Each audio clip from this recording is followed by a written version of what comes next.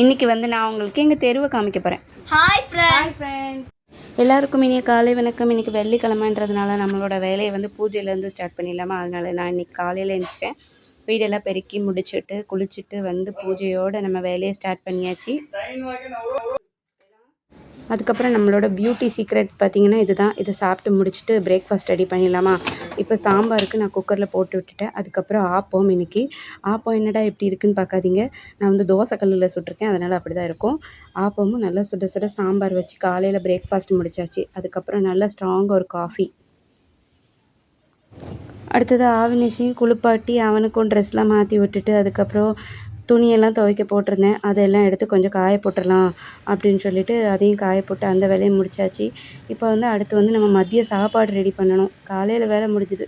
மதிய சாப்பாடுக்கு வந்து இன்றைக்கி வந்து சாம்பார் ஏற்கனவே காலையில் சேர்த்து செஞ்சுட்டேன். சாப்பாடு வைக்கணும். அதுக்கப்புறம் கீரை வந்து க்ளீன் பண்ணி கீரை சமைக்கணும். நான் வந்து கீரை எடுத்திருக்கேன். இந்த கீரை பாருங்கள், நான் முந்தானேத்தே வாங்கிட்டு கொஞ்சம் வாடி போச்சு. அதை வந்து இப்போ நான் கட் பண்ணி அந்த இலையை மட்டும் தனியாக எடுக்கணும். எடுத்துட்டு அப்படி போட்டு கடைஞ்சிட வேண்டியதுதான். இங்கே பாருங்கள், கீரையை க்ளீன் பண்ணி முடிச்சாச்சு. இப்போ கீரையை சமைக்க வேண்டியதான். நான் இந்த கீரை கூட்டு வந்து எப்படி செய்வேன் அப்படின்றத நீங்கள் தெரிஞ்சுக்கணுன்னா நான் வந்து ஷார்ட் வீடியோவில் போட்டிருக்கேன். அதோட லிங்க் கீழே கொடுத்துருக்கேன். நீங்கள் வந்து உங்களுக்கு வேணும்னா நீங்கள் அதில் போயிட்டு கீரை கூட்டு எப்படி சமைக்கலாம் அப்படின்னு பார்த்து செஞ்சுக்கோங்கண்ணே. ஓகேவா? ஹாய் ஃப்ரெண்ட்ஸ் சொல்லு. Hi friends. இன்னைக்கு வந்து இவன் என்ன பண்ணியிருக்கான்னா, நேற்று ஏபி எழுதினான். இன்னைக்கு சி வந்து அவனுக்கு ப்ராக்டிஸ் கொடுத்துருக்கேன். சி எழுதியிருக்கா. இன்னைக்கு அவன் சி எப்படி போட்டிருக்கான் அப்படின்றத நீங்கள் பாருங்கள். டெய்லி ஒரு ஒரு லெட்டர் நான் அவனுக்கு ப்ராக்டிஸ் கொடுப்பேன். இன்னைக்கு சி எழுதியிருக்கான், அதே பாருங்கள். இவனுக்கு வந்து எப்படி ஹேண்ட் ரைட்டிங் ப்ராக்டிஸ் இன்னும் பெட்டராக கொடுக்கலாம் அப்படின்ற ஐடியா அவங்க யாருக்காவது தெரிஞ்சால் எனக்கு கமெண்டில் சொல்லுங்கள், சரியா? நான் அதையும் ஃபாலோ பண்ணுவேன். இதுவுமே இந்த போர்டு வாங்கி ஒட்டுறது எனக்கு ஒரு சிஸ்டர் தான் சொன்னாங்க, இந்த மாதிரி பெருசாக போர்டு வாங்கி வீட்டில் ஒட்டிக்கோங்க செவத்தில். அதில் அவனுக்கு ப்ராக்டிஸ் பெரிய லெட்டராக எழுதி கொடுத்தீங்கன்னா அவன் நல்லா அவனுக்கு சீக்கிரம் பார்க்கும்போது வந்து எழுதி பழகுவான், குட்டி குட்டியாக எழுதுறதை விட அப்படின்னு சொல்லி ஒரு ஐடியா கொடுத்தாங்க. அதை தான் ஃபாலோ பண்ணி ஏபி போட்டிருக்கான். இதை விட பெட்டராக வேறு ஏதோ ஐடியா இருந்தால் நீங்கள் எனக்கு சொல்லுங்கள், நான் கண்டிப்பாக அதை ஃபாலோ பண்ணுறேன். காதுலேருந்து கை எடுத்து இப்போ நான் எழுத சொல்றது நீ எழுதணுங்களா? அண்ணா கிளி அவனே இப்படி கத்தாதம்மா. அம்மா எழுத சொல்றதே எழுதுன. காதுல இருந்து கையெடு. ஃபர்ஸ்ட் ஏ போடலாமா? நேற்று ஏபி எழுதியாச்சு. இன்னைக்கு சி எழுதலாம், சரியா? இங்க பாரு, அம்மா சி போட்டிருக்கேனா? நீ இதே மாதிரி கீழே சி எழுதணும், சரியா? பெரிய சி எழுதணும், சரியா? எல்லா பாக்ஸ்லயும் சி எழுதணும், சரியா?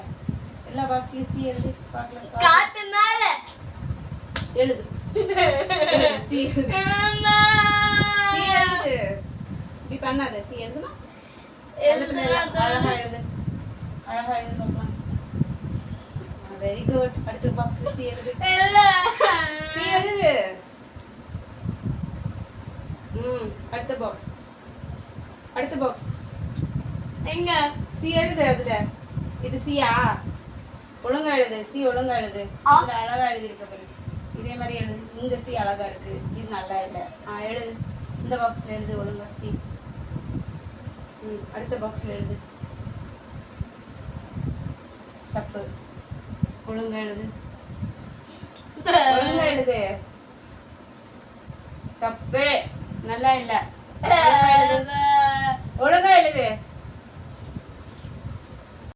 இப்போ நாங்கள் ப்ராக்டிஸை முடிச்சுட்டு அடுத்து சாப்பிட்றலான்னு வந்தாச்சு. சாப்பாடு வச்சுட்டேன். அதுக்கப்புறம் காலையில் சாம்பார் வந்து ஆப்பத்துக்கு செஞ்சுருந்தேன், அதே ரைஸுக்கும் வச்சுக்கிட்டேன். அதுக்கப்புறம் இப்போ வந்து கீரை கடையல் பண்ணியிருக்கேன், அதையும் நம்ம சேர்த்துட்டு அப்புறம் அப்பளம். அவ்வளோதான் நம்மளோட சாப்பாடு. சாப்பிட்டு கொஞ்சம் நேரம் ரெஸ்ட் எடுத்துகிட்டு அதுக்கப்புறம் சரி பால் வாங்கலாம் அப்படின்னு நான் கடைக்கு போனேன். சரி உங்களுக்கு நேற்று ஹோம் டூர் போட்டேன், வீட்டுக்கு வெளியே எப்படி இருக்குன்னு காமிக்கல, அதான் இன்றைக்கி அப்படியே காமிக்கலாம் அப்படின்ட்டு ஒரு சின்ன கிளிப்பு. இது பார்த்திங்கன்னா எங்கள் வீட்டு முன்னாடி உள்ள எங்கள் தெரு.